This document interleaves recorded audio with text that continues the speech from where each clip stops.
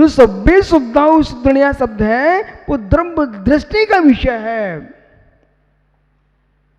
संसार नो मुक्ताश्च, जीव के दो भेद का अभाव हो जाएगा, और संसार का अभाव होगा तो मोक्ष में भी अभाव। सर्वथा कर्म कलंक निर्लेपस्यात्। दीपक कहां के तक पहुंच गए? आलाप पद्धति में, हे मित्र निरंजनत्वात्, सर्वथा आत्मा निरंजन हो जाएगी, और निरंजन हो गई तो संसार का अभाव हो जाएगा। संसार का अभाव होगा तो मोक्ष का अभाव स्वतः ही हो जाएगा, क्योंकि बंध पूर्वक मोक्ष होता है, मोक्ष पूर्वक मोक्ष नहीं होता है। इसलिए चक्रेश मित्र, आदमी अच्छा सोच सकता है, अच्छा हो ये तो नियतता पर डाल देना चाहिए। यही मैं आप में देखता रहा, मैं यही सोच रहा था, और हम ही नहीं सोच रहे थे, देश के विभिन्न लोग सोच रहे थे। अब आपको याद है बेटा, एक दिन भोपाल की नंदीश्वर द्वीप में, नंदीश्वर में दीपक, एक तरफ सारे मुनि भक्त विद्वान रहते थे भोपाल में, एक तरफ सारे हमारे मुमुक्षु विद्वान रहते थे, एक साथ बैठते स्वाध्याय करते थे। वहां पर एक विद्वान खड़े हुए मंच पर, और चक्रेश में थे। पंडित साहब ने कितना सुंदर शब्द का प्रयोग किया था, चक्रेश याद करो।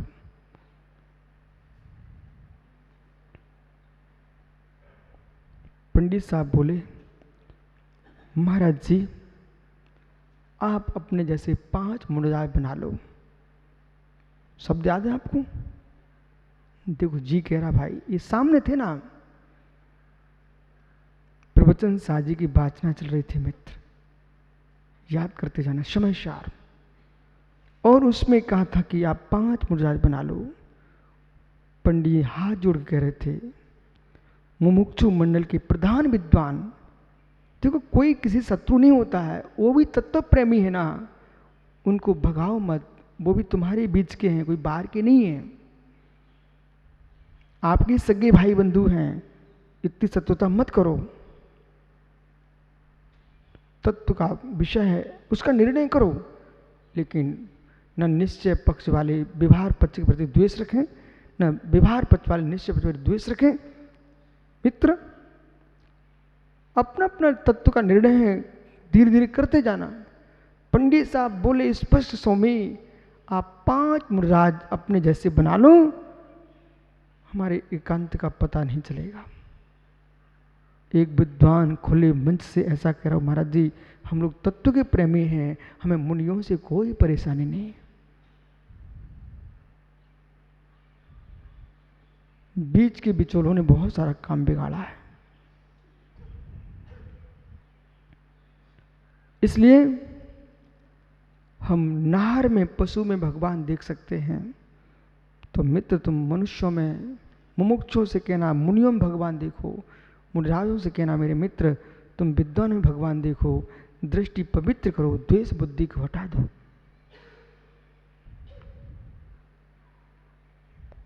इसमें कोई शंका आपको? ये शब्द अच्छा नहीं है क्या? किसी को अच्छा ना लगे उसकी मुझे चिंता नहीं है, पर सत्य यही है, द्वेष बुद्धि कभी कार्यकारी नहीं होगी।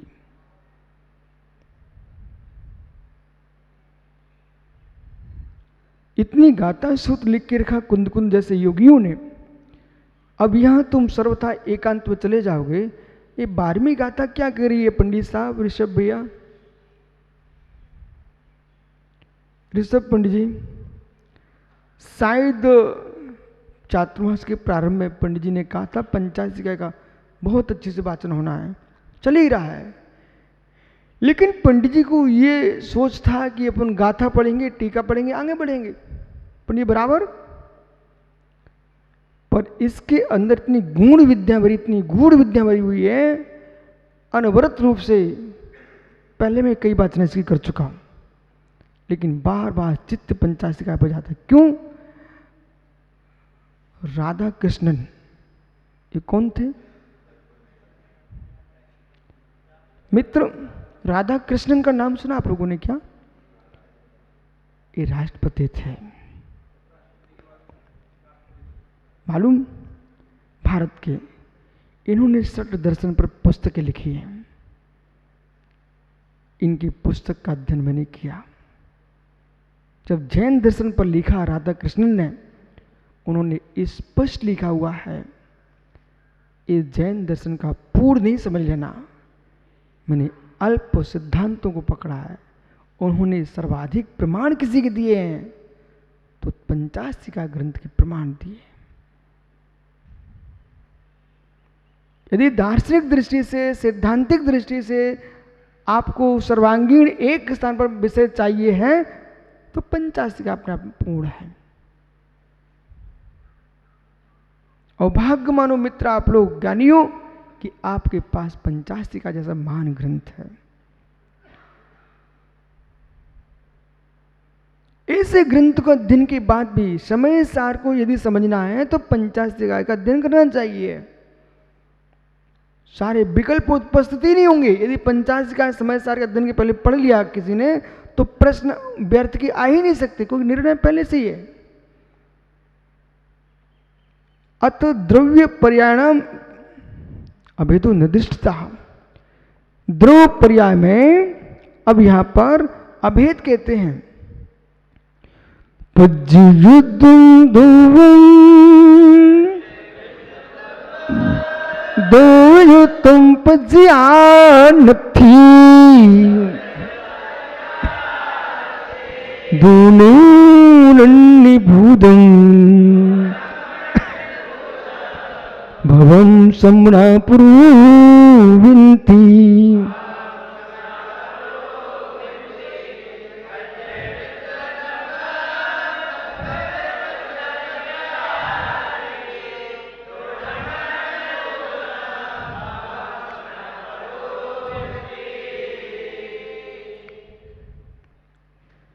दब्बजम पज्यम पज्यम दब्बम पज्यम दब्बम, पर्याय से रहित कोई द्रव्य नहीं होता। शिव द्रव्य रस श्वेत पट्ट पर भी इन्होंने सूत्र छोड़ दिया है। जो काल द्रव्य को नहीं मानते, वो मात्र काल की पर्याय को मानते हैं, उन्हें भी समझा दिया कुंद कुंद देव ने। यदि कुंद कुंद स्वामी श्वेत पट परंपरा को प्रभावित करते होते तो मित्र वे काल द्रव्य को काल पर्याय से, पर्याय को ही मानते, द्रव्य को ही ना मानते। कुंद कुंद स्वामी ने ऐसा कभी नहीं कहा कहीं भी कि काल द्रव्य भिन्न है, काल पर्याय भिन्न है। ना ये कहा कि काल पर्याय ही मात्र द्रव्य नहीं है। बराबर भैया? इसलिए पज्य वियुद्धम द्रव्यम नथि, पज्य दब्बम द्रव्यम पज्य नथि, पर्याय से रहित द्रव्य और द्रव्यों से रहित पर्याय नथि। न कभी पर्याय से द्रव्य होता है, न द्रव्य से रहित कोई पर्याय होती है। संसार में हो चाहे मुक्त हो, जो जीव द्रव्य है उस संसार में होगा तो कोई ना कोई असमान जाति पर्याय से युक्त ही होगा, और शुद्ध होगा तो शुद्ध द्रव्य व्यंजन पर्याय से युक्त होगा। बिना पर्याय के द्रव्य कभी अवस्थित ही नहीं होता। इसलिए वो यूं कह रहा है, और जिस समय जैसा द्रव्य होगा पर्याय उसमें वैसी ही होगी। शुद्ध जीव द्रव्य की शुद्ध व्यंजन पर्याय होगी, शुद्ध जीव द्रव्य की शुद्ध द्रव्य व्यंजन पर्याय होगी, शुद्ध गुण व्यंजन पर्याय होगी। अशुद्ध जीव की अशुद्ध ही गुण पर्याय होगी और अशुद्ध ही व्यंजन पर्याय होगी। यही सत्स्वरूप है। कर्म निरपेक्ष हम देखेंगे तो फिर तो संसार में भी आत्मा भगवान आत्मा है, उसे भी जानना पड़ेगा, उसे भी जानना पड़ेगा। उसे क्यों जानना पड़ेगा? इसलिए जानना पड़ेगा, जब तक मिट्टी में घट नहीं देखोगे दृष्टि में, तब तक कुंभकार घटाकार नहीं बना पाएगा। ऐसे संसार में जब तक हम अपनी आत्मा को कर्म रहित नहीं देखेंगे तब तक कलम से रहित हो नहीं पाएंगे। स्वर्ण आभूषण चाहने वाले को स्वर्ण धातु ही खरीदना पड़ती, ऐसा कुंद कुंद देव ने समय सारजी में लिखा हुआ ना। स्वर्णमयी आभूषण चाहिए तो स्वर्ण धातु ही खरीदना पड़ेगी। लोहे धातु खरीदने से सोने के आभूषण नहीं बनते बेटा। ऐसे ही अपनी आत्मा को त्रिकालिक कुभाव में मान लोगे तो कभी स्वभाव को प्राप्त नहीं कर पाओगे।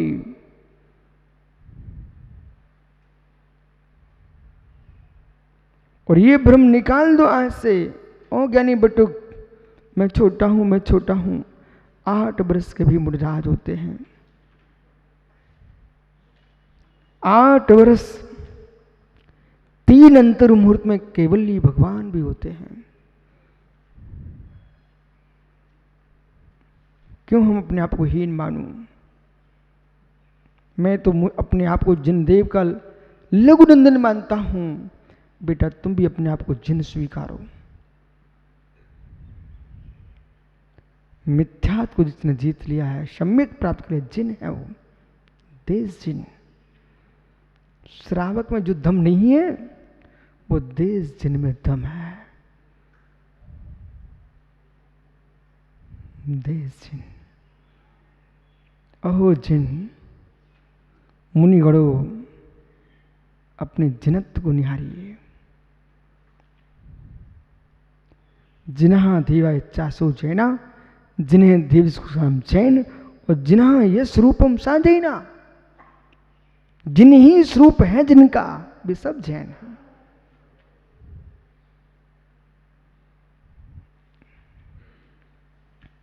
इसलिए मंदिर तो कोटि कोटि होते हैं, जिनालय जाना चाहिए। वो हर मंदिर के द्वार पर, यानी दीपक इतना तो कर सकते आप, हर जिनालय के द्वार पर नमो जिनाना, परस्पर में जय जिनेन्द्र करते हो।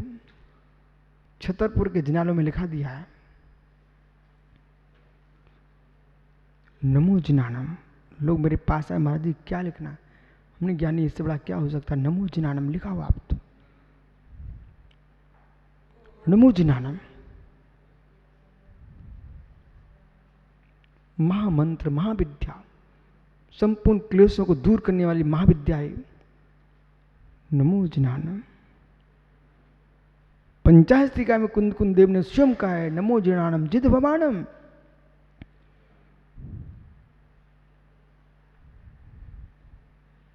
आचार्य महावीर कीर्ति महाराज जी का सिद्धहस्त मंत्र था नमो जिनानम। लेकिन उपहास नहीं होना चाहिए मंत्र का, हंसी मजाक नहीं होना चाहिए मंत्र का। नमो जिनानम, गहरे में जाइए। एक को नमस्कार नहीं किया आपने। जब से जिन हो रहे होंगे, होते रहेंगे, सबको नमस्कार हो गया है। नमो जिनानम। न बुद्ध नाम से, न महावीर नाम से, न कोई शंकर नाम से, जो जो जिन हैं उनको नमस्कार किया है।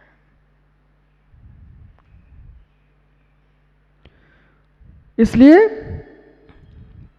आइए मित्र, पर्याय से द्रव, द्रव से पर्याय नित्य, दोनों अनन्य भूतम भावम समणा परुबिंती। दोनों अन्योन्भूत हैं, ऐसा भाव है, ऐसा समणा परुबिंती श्रमणों ने कहा है। अब दीपक एक सज्जन मेरे पास आ गए, महाराज जी आप मुनियों को श्रमण क्यों बोलते हो? हमने कहा धन्यो तुम्हारी दुर्बुद्धि को, तुम्हें कुछ नहीं सूझा, तुम श्रमण के खंडन के लिए खड़े हो गए हो। और जो श्रमण शब्द का खंडन करने बैठा वो तो जैन ही नहीं है। आपको मालूम होना चाहिए भारत में 2 ही तो परंपरा है, श्रवण परंपरा, सनातन परंपरा। और मेरे मित्र, प्राचीन परंपरा में श्रवण परंपरा, वैदिक परंपरा, और तो तीसरी कोई परंपरा ही नहीं है भारत में। आइए तो मित्र, श्रवण परंपरा, श्रवण परंपरा, श्रवण परंपरा किसके नाम पर है? इन श्रवणों के नाम पर ही तो है श्रवण संस्कृति। और तुम मुनिराज को श्रवण शब्द लिखना ही बंद कर दोगे तो तुम लोग कुछ दिन में भूल ही जाओगे हम श्रवण है कौन।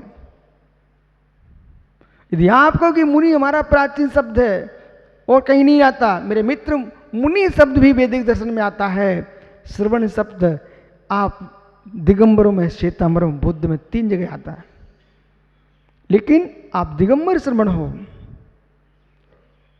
वो बिच्छू श्रवण है, पर बिच्छू शब्द भी जैन मुनियों के लिए प्रयोग किया गया मूलाचार में।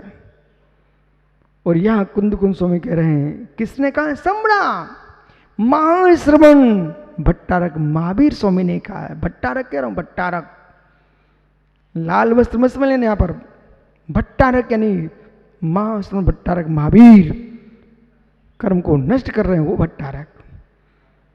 पर वो विनती बोला, दुग्ध दधि नवनीत घृतादि वियुक्त गोरस्वत पर्याय युतम द्रव्यम नास्ति। दूध, दही, नवनीत, निमक्खन, घृतादि वियुक्त गोरस पर्याय युतम द्रव्यम नास्ति। दूध, दही, नवनीत, घृत, इन पर्यायों से रहित कोई गोरस नाम की वस्तु नहीं होती है। बराबर गोरस वियुक्तम दुग्ध दधि नवनीत घृतादिवत द्रव्य युक्तम पर्याय न संति। इसी प्रकार से पीछे ले जाइए, गोरस रहित न दूध, न दधि, न नवनीत, न घृत। गोरस रहित ये पर्याय नहीं है और पर्याय से रहित गोरस नहीं है। ततो इसी प्रकार से द्रव्य से पर्याणाम चा आदेश वसात द्रव्य पर्याय आदेश से कथंचित भेद अभेद एका तो असत्व नियतम अन्योन जहते वृत्ति नाम वस्तु अभेदाय थी। इसलिए द्रव्य पर्यायों के आदेश के बस से नियोग से मित्र विवक्षा से कथंचित भेद है, कथंचित अभेद है। वे अस्तित्व आदि में नियत जितनी पर्याय हैं द्रव्य से स्थित होने के कारण से अन्योन वृत्त जो है उनको कभी नहीं छोड़ती, परस्पर के संबंध का विच्छेद नहीं होता है। इसलिए वस्तु रूप से अभेद है, द्रव्य में पर्याय का अभेद है, संज्ञा लक्षण प्रयोजन की अपेक्षा से भेद है, अधिकरण की दृष्टि से अभेद है। ऐसा समझना आपका समय हो गया। शेष आगे विचार करेंगे, जैसे स्वामी टीका को आगे देखेंगे। आत्मा स्वभावम परिभाव भिन्नम आत्मा स्वभावम, आत्मा का स्वभाव प्रभाव से अत्यंत भिन्न महावीर स्वामी की